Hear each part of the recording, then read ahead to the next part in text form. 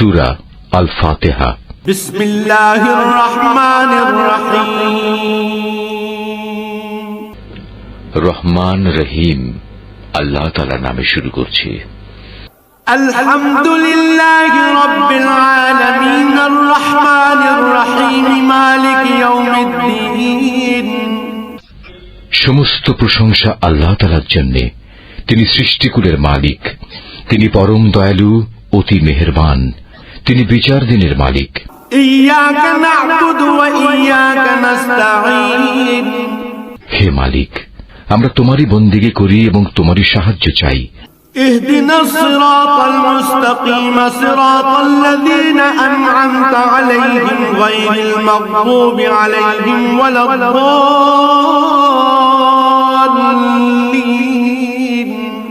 তুমি আমাদের সরল ও অবিচল পথটি দেখিয়ে দাও, তাদের পথ যাদের উপর তুমি অনুগ্রহ করেছ, তাদের পথ নয় যাদের উপর অভিশাপ দেওয়া হয়েছে, এবং তাদের পথ নয় যারা পথভ্রষ্ট হয়েছে।